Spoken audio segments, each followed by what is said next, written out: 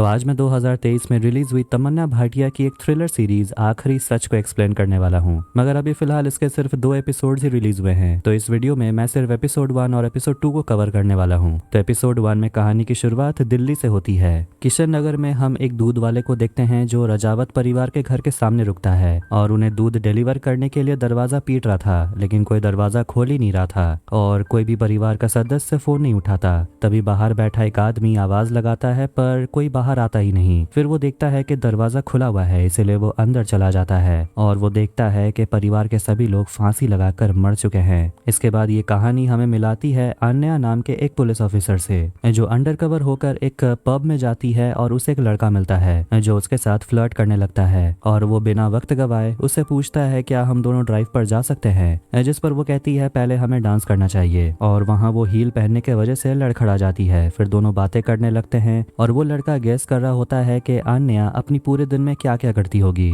जिस पर वो कहती है तुमने जो सब गेस किया है सब गलत है और वो कहती है तुम IIT से पास आउट हो। ये सुनकर वो लड़का चौंक जाता है कि ये बात इस लड़की को कैसे पता। फिर यहाँ पता चलता है कि जब अन्या गिरने का नाटक की थी तो उस समय वो उस लड़के का स्मार्ट वॉच चुरा ली थी और वो घड़ी वो अपने ऑफिसर राघव को दे देती है, जिससे उन्हें एक स्कैम का पता चलता है जिसमें वो लड़का भागीदार था। उस लड़के को पुलिस पकड़ लेती है तो वहीं अन्या को उसके सीनियर कॉल करके बताते हैं कि कृष्ण नगर में तुम्हें जाना होगा क्योंकि वहाँ बहुत बड़ा हादसा हो गया है। इससे पहले कि मीडिया वहाँ पहुंच जाए तुम जाकर सिचुएशन को संभालो। जैसे ही अन्या अपनी टीम को लेकर वहाँ पहुंचती है बहुत भीड़ जमा हो गई थी उस घर के बाहर, क्योंकि ऐसा कुछ के बारे में ना उन लोगों ने कभी सुना था ना देखा था। सभी लोग शॉक में है। फिर जैसे ही अन्या अपने कलीग राघव के साथ अंदर जाती है वो नजारा देखकर तो दंग रह जाती है कि परिवार के सारे सदस्य यानी कि 11 लोग फांसी लगाकर अपनी जान ले चुके हैं। उनकी आंखें भी ढकी हुई है, उनके हाथ भी बंधे हुए हैं और वहाँ पर एक बच्चा भी था। ये सब देखकर अन्या को तो यकीन नहीं हो रहा क्योंकि ऐसा भी दृश्य उसने पहले कभी नहीं देखा। वहाँ पर SHO पहुंच जाते हैं और बताते हैं कि ये सब देखकर तो उनका भी दिल दहल गया था और उन्हें वहाँ पर किसी के भी जबरदस्ती बाहर से अंदर आने का कोई सुराग नहीं मिला। फिर वो अंदर जाते हैं और एक कमरे के अंदर उन्हें एक बूढ़ी औरत की लाश मिलती है। वो ऑफिसर बताते हैं कि ये परिवार बहुत ही अच्छे लोग थे और इनका तो पेंट और डेयरी का बिजनेस था और परिवार के यहाँ से हमें कोई भी ऐसा नोट नहीं मिला जिससे हमें पता चले कि आखिर इन लोगों ने ऐसा क्यों किया। वहाँ कुछ रस्सियाँ गिरी हुई थी जिससे उन लोगों ने अपने हाथ को बांधा था और एक आदमी का तो आंख से पट्टी भी गिरा हुआ है, शायद वो अपने लोगों को मरते हुए देखना चाहता होगा। और अन्या ये नोटिस करती है कि स्टूल्स डेड बॉडी से 2 फीट दूर गिरे हुए हैं और उसे लगने लगता है कि परिवार के 11 लोगों को मर्डर किया गया है। आसपास पड़ोस के लोग सभी दहशत में हैं और एक लड़का किशोर घर के अंदर जाने की कोशिश करता है क्योंकि उसका दोस्त पार्थ उसी घर में रहता है, जिस पर पुलिस उसे कहते हैं कि उस परिवार में कोई भी नहीं बचा तो तुम यहाँ से निकल जाओ। अन्या जब छत पर जाती है तो वहाँ उसे कुत्ता मिलता है जो पिंजरे में बंद था। अब घर में से एक एक कर सभी डेड बॉडी को घर से निकाला जाता है, लेकिन बाहर भीड़ में एक आदमी था अमन, जो ये सब देखकर वहाँ से चला जाता है। दिल्ली पुलिस क्राइम ब्रांच के बाहर सारे रिपोर्टर्स इकट्ठे हो जाते हैं और इस ब्रेकिंग न्यूज को कवर करते हैं। पुलिस स्टेशन के अंदर SHO ऑफिसर अन्या को बता रहे होते हैं रजावत परिवार के बारे में और बताते हैं कि हमें जो बूढ़ी औरत की लाश मिली है कमरे के अंदर उसका नाम विजय देवी है। वो 71 साल की थी और उसका पति जवाहर सिंह 2007 में ही मर गया था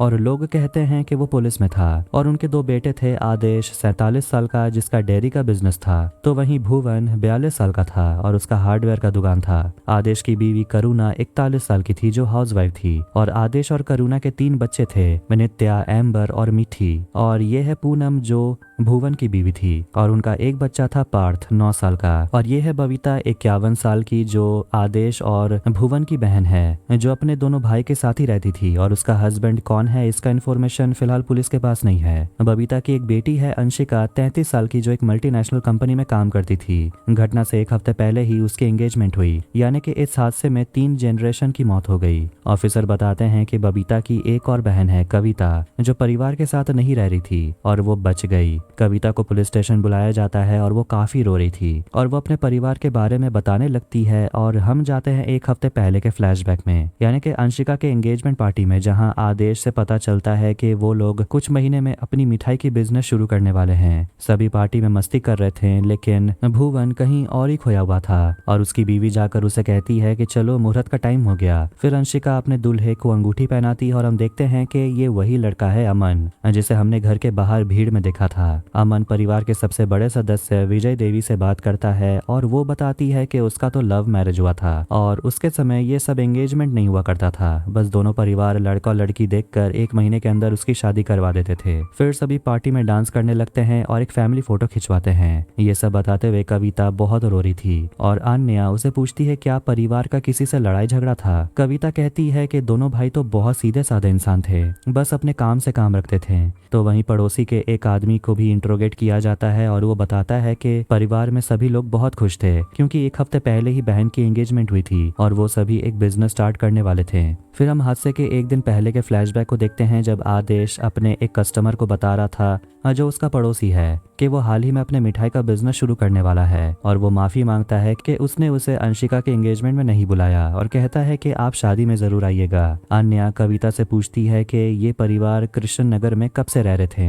अन्या पूछती है कि आखिरी बार आपने परिवार से कब बात की थी, जिस पर कविता कहती है कल शाम को ही तो मेरी बात हुई। फिर हम जाते हैं हादसे के 4 घंटे पहले और अंशिका कविता को वीडियो कॉल करके दिखा रही होती है कि परिवार के किस किस मेंबर ने कौन सा उसे गिफ्ट दिया है और भुवन ने एक बहुत ही सुंदर सा नेकलेस अंशिका को गिफ्ट किया है। फिर वहाँ पर पूनम आ जाती है और कहती है कि 20 रोटी होटल से ऑर्डर कर दो और पूछती है क्या तुम छोले खाओगी तो मैं भीगने के लिए दे देती हूँ। रजावत परिवार के सभी पड़ोसियों को इंट्रोगेशन के लिए पुलिस स्टेशन बुलाया जाता है और वहाँ वो छोटा लड़का किशोर भी आता है जो पार्थ का दोस्त है और निर्मल नाम का ऑफिसर उस लड़के को बुलाता है और वो पुलिस ऑफिसर उस लड़के से पूछते हैं कि तुझे कुछ कहना है क्या, जो बात करना है हमें कह दे, बता तू मर्डर के बारे में क्या जानता है। ये सुनकर वो लड़का डर के मारे कांपने लगता है और वहाँ से भाग जाता है। पूछताछ के लिए अंशिका के हस्बैंड अमन को भी बुलाया जाता है और वो बताता है कि वो 6-7 महीने से अंशिका को जानता था और कहता है कि उनका अरेंज मैरिज था।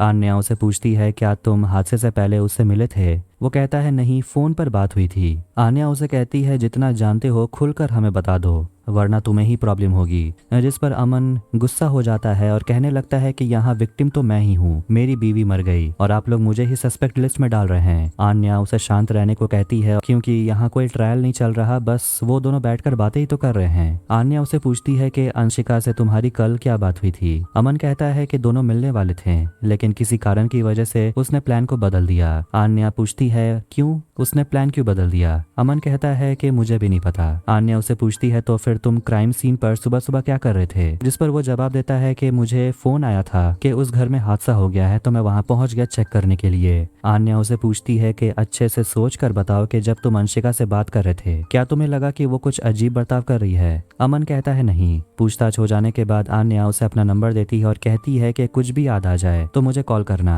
और जितना जल्दी हो सके अमन वहां से निकल जाता है। आन्या अपने ऑफिसर को कहती है कि इस लड़के पर नजर रखना, इसके पीछे एक ऑफिसर लगा दो। तो वहीं न्यूज चैनल पर इस खबर के बारे में बहुत कुछ बताया जाता है, जैसे कि कृष्णनगर में कुछ दिन पहले ही एक और हादसा हुआ था जिसमें गोली चली थी। कमिश्नर आईपीएस ऑफिसर को फोन करके रिपोर्ट मांगते हैं कि आखिर पता क्या चला है इस केस के बारे में, जिस पर ऑफिसर बताते हैं कि 11 में से 9 लोगों के आंख और हाथ पर पट्टी बंधी हुई थी और स्टूल भी गिरे हुए थे। ऐसा लग रहा था कि जैसे उसे फोर्सफुली गिराया गया हो। और वहाँ आईपीएस ऑफिसर कहते हैं कि आन्या हमारे ब्रांच की सबसे काबिल ऑफिसर है और ऐसे केसेस को वो आराम से संभाल लेगी। फिर हम अमन को देखते हैं जो एक ड्रग एडिक्ट है और हम जाते हैं 10 दिन पहले के फ्लैशबैक में और अंशिका उस पर चिल्ला रही होती है कि आखिर अमन उसे कुछ बताता क्यों नहीं। वो तो अमन से सब कुछ शेयर करती है, जिस पर अमन अपने अतीत को लेकर बात नहीं करना चाहता और कहता है कि मैं दोनों अपने फ्यूचर के बारे में सोच रहा हूँ और मैं तो तुमसे कुछ नहीं जानना चाहता था, तुम्हारे पास्ट लाइफ के बारे में। जिस पर अंशिका कहती है तुम नहीं जानना चाहते थे लेकिन तुम्हारे मम्मी पापा तो मुझसे ऐसे सवाल पूछ रहे थे कि जैसे कि कोई जॉब इंटरव्यू हो। साफ पता चलता है कि तुम्हारी माँ मुझे पसंद नहीं करती। अमन गुस्सा हो जाता और कहता है कि मेरी माँ के बारे में इस तरह बात मत करो, मैं तुम्हारे पापा के बारे में बहुत कुछ बोल सकता हूँ। तुम बताओ तुम्हारे पापा इतने साल कहाँ हैं, तुम्हारे पापा को पता भी है कि तुम उनकी बेटी हो। गुस्से में आकर अंशिका उसे थप्पड़ मारती है। तो वहीं प्रेजेंट में अमन अपने घर के बाहर एक आदमी को देखता है और वो समझ जाता है कि उस पर नजर रखा जा रहा है और वो चुपके से घर से बाहर निकल आता है।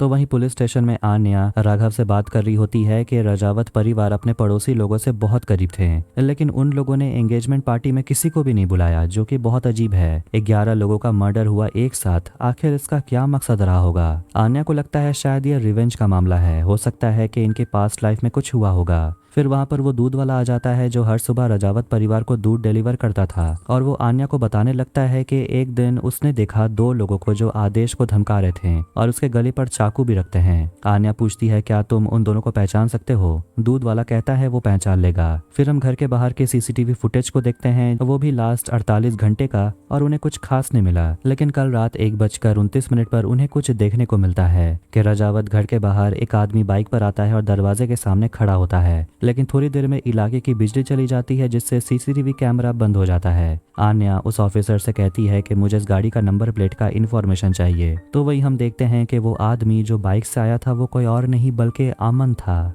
अमन कुछ तो छुपा रहा है।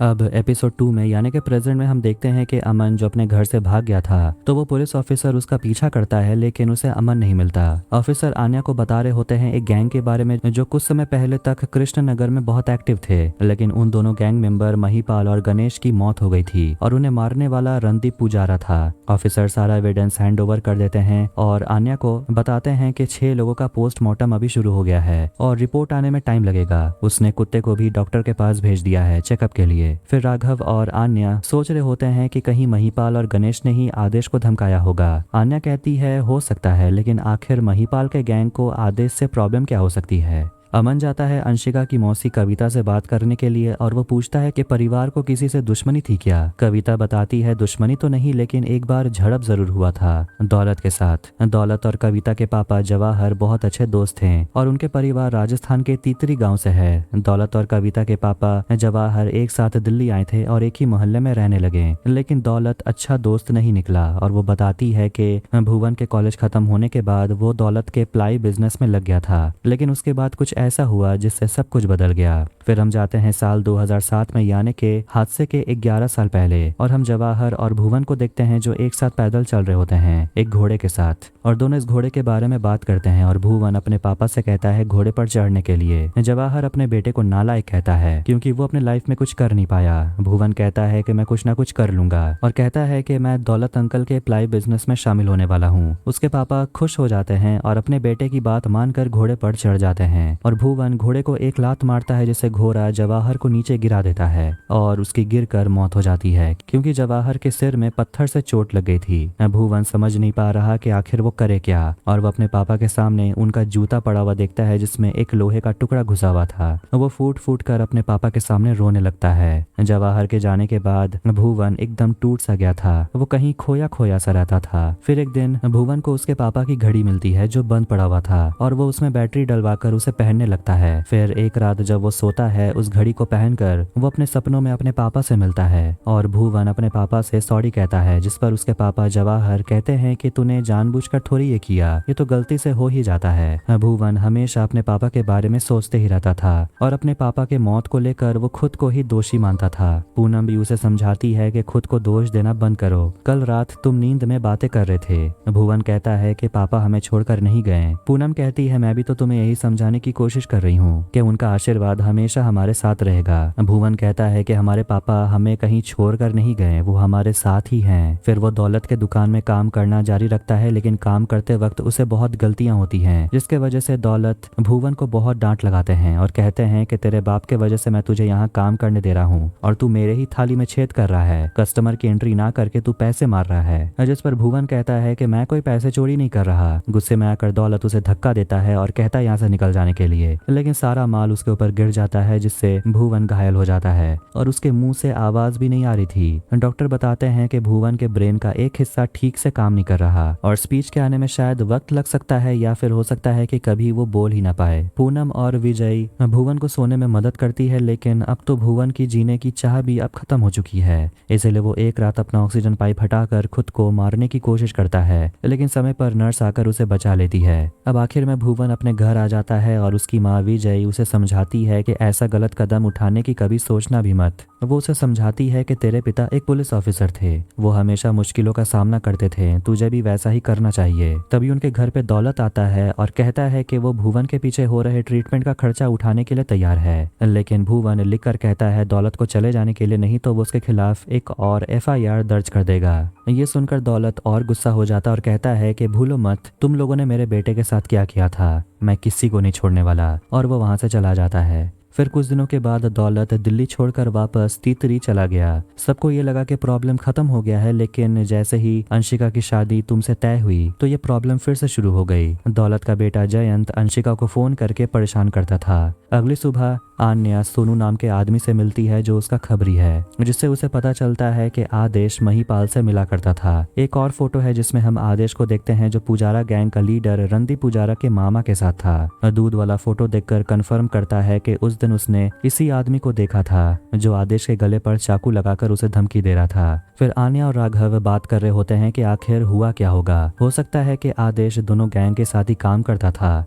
महिपाल के लिए भी और पुजारा के लिए भी, और उसने महिपाल गैंग के सारे इन्फॉर्मेशन पुजारा को दे दिए होंगे। इसीलिए शायद महिपाल और गणेश शूट आउट में मारा गया और बदला लेने के लिए महिपाल के लोगों ने पूरे परिवार को मार डाला होगा। उसी सुबह हम देखते हैं अमन को जो बस पकड़कर दिल्ली से निकल जाता है तीतरी जाने के लिए। तो वहीं आम लोग दिल्ली पुलिस के खिलाफ प्रोटेस्ट कर रहे होते हैं क्योंकि पुलिस को अभी तक परिवार का हत्यारा नहीं मिला, ना ही कोई लीड मिला है। आन्या अपने ऑफिस में बैठकर न्यूज चैनल देख रही होती है जिसमें हर न्यूज चैनल में राजवत परिवार के मर्डर केस को ही कवर किया जा रहा था और उसमें एक पूर्व डीसीपी ऑफिसर आते हैं जिसे पूछा जाता है कि क्या ऐसे खतरनाक केस को एक फीमेल ऑफिसर को देना चाहिए था सॉल्व करने के लिए। तभी आन्या को उसकी माँ कॉल करती और कहती है कि तुम्हें ये केस नहीं लेना चाहिए था, लेकिन आन्या फोन काट देती है और वो भी सोचने लगती है कि क्या वो इस केस को सॉल्व कर पाएगी भी, क्योंकि फिलहाल उन्हें तो कुछ भी ठोस सबूत मिला ही नहीं है। फिर हम किशोर को देखते हैं, वही छोटा बच्चा जो पार्थ का दोस्त है। वो काफी डरा सहमा रहता है और वो याद करता है उस दिन को जब वो एक रात चुपके से राजावत परिवार के घर में झांकते हुए देखता है कि अंदर अचानक भुवन बेहोश हो जाता है। अगले दिन आन्या को पता चलता है कि उन्हें जवाहर के लिखे गए 2 रजिस्टर्स मिले हैं जिन्हें पढ़कर पता चलता है कि जवाहर काफी डिसिप्लिन वाला आदमी था और उनका बात पूरा परिवार मानता था।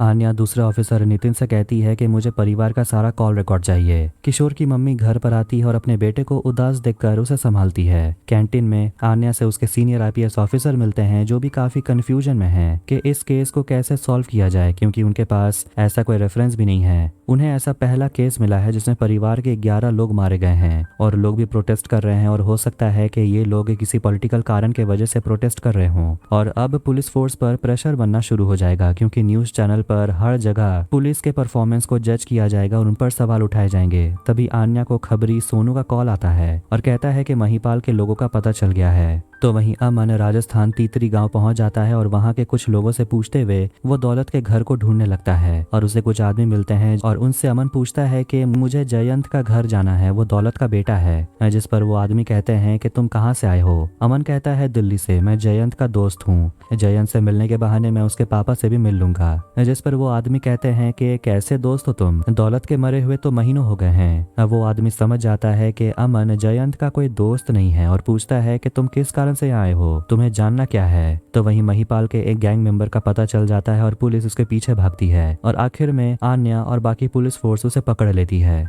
तो वहीं अमन जयंत को ढूंढ लेता है और वो उसे गुस्से में उसका गला दबाने लगता है क्योंकि उसे लगता है कि उसी ने अंशिका और पूरे परिवार को मार डाला। लेकिन लड़ाई में जयंत अमन के सिर पर एक बॉटल फोड़ देता है जिससे अमन बेहोश हो जाता है।